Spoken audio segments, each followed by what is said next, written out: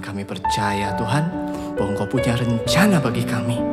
Apapun yang saat ini kami alami, kami memilih untuk tetap percaya bahwa Engkau punya rencana yang besar bagi kami semua. Terima kasih Tuhan. Kau baik, Kau baik, Kau baik. Haleluya. Terpujilah nama-Mu Tuhan.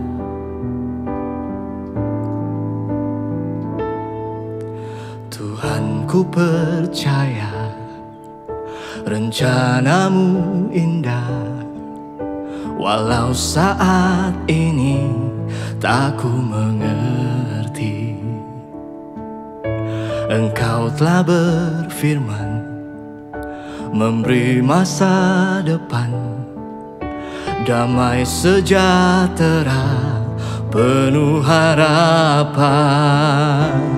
Ku tahu rencana-Mu indah bagiku, ku tahu kehendak-Mu baik bagiku, ku tahu rancangan-Mu sempurna bagiku, ku tahu jalan-jalan-Mu yang terbaik bagiku. Oh Yesus Tuhan, Tuhan, ku percaya rencana-Mu indah. Walau saat ini tak ku mengerti, Engkau telah berfirman memberi masa depan, damai sejahtera penuh harapan. Ku tahu rencana-Mu indah bagiku, ku tahu kehendak-Mu baik bagiku, ku tahu rancangan-Mu sempurna bagiku, ku tahu jalan-jalan-Mu yang terbaik bagiku, ku tahu rencana-Mu indah bagiku, ku tahu kehendak-Mu baik bagiku, ku tahu rancangan-Mu sempurna bagiku, ku tahu jalan-jalan-Mu yang terbaik bagiku. Yesus, ku percaya, ku memilih untuk tetap percaya. Sekalipun sekarang ku tak dapat melihat, namun ku percaya Kau punya rencana. Oh ya rara bayana kayana mose, Yesus, Yesus, ku percaya Tuhan. Kiara rara bayana.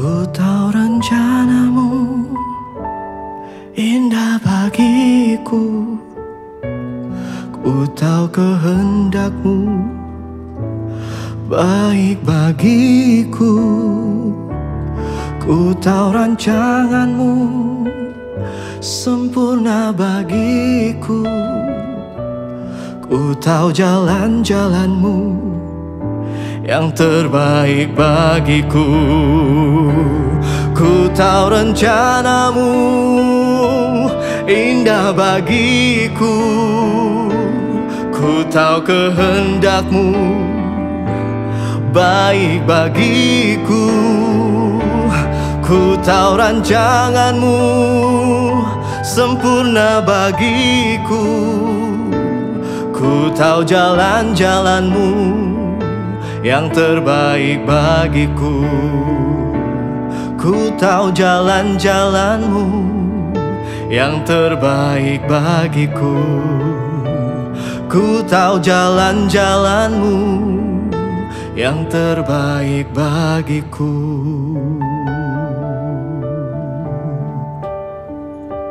Terima kasih Tuhan.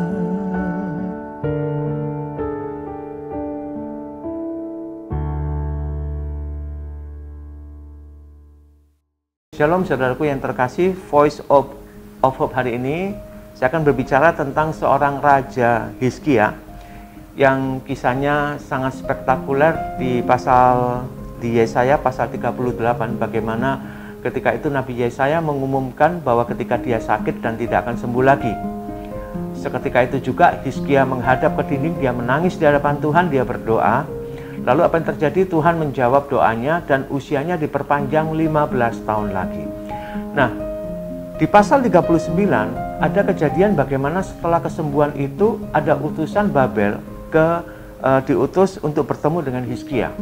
Nah, ini pelajaran penting yang dapat kita pelajari, bagaimana saat itu Hizkia menunjukkan semua barang-barang yang ada di sana. Saya akan bacakan di Yesaya 39 ayat 3 mulai. Kemudian datanglah Nabi Yesaya kepada Raja Hizkia dan bertanya kepadanya, apakah yang telah dikatakan orang-orang ini dan dari manakah mereka datang? Jawab Hizkia, mereka datang dari negeri yang jauh, dari Babel. Ayat 4, lalu tanyanya lagi, apakah yang telah dilihat mereka di istanamu? Jawab Hizkia, semua yang ada di istanaku telah mereka lihat, tidak ada barang yang tidak kuperlihatkan kepada mereka di perbendaharaanku. Ayat 5, lalu Yesaya berkata kepada Hizkia, dengarkanlah firman Tuhan semesta alam. Ayat 6, sesungguhnya suatu masa akan datang bahwa segala yang ada dalam istanamu dan yang disimpan oleh nenek moyangmu sampai hari ini akan diangkut ke Babel. Tidak ada barang yang akan ditinggalkan, demikianlah firman Tuhan. Nah saudaraku, rupanya kejadian ketika Hizkia sudah disembuhkan Tuhan bukannya membuat ia semakin bijak, bukannya membuat Hizkia semakin rendah hati, bukannya semakin membuat Hizkia menghargai hari-harinya, sisa hidupnya, tetapi justru membuat ia semakin sombong. Apa yang dilakukannya adalah dengan menunjukkan semua harta bendanya, itu menunjukkan bahwa dia punya kesombongan yang dia ingin pamerkan kepada kepada Raja Babel melalui utusan yang diutus, saudaraku. Nah saudara, apa yang terjadi? Firman Tuhan datang kepada Nabi Yesaya.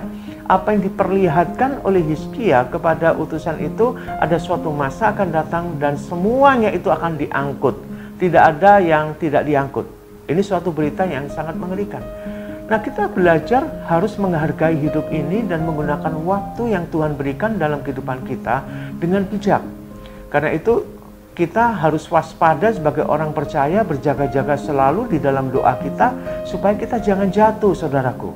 Kita bisa gampang jatuh dalam dosa, termasuk dosa kesombongan.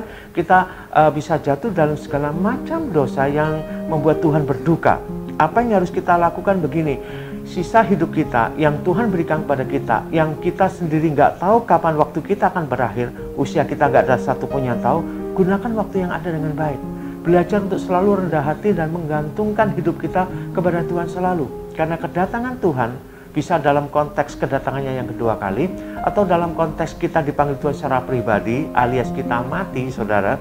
Nah, di saat kita bertemu dengan Tuhan, itu adalah hari-hari di mana sewaktu-waktu dapat terjadi di dalam kehidupan kita.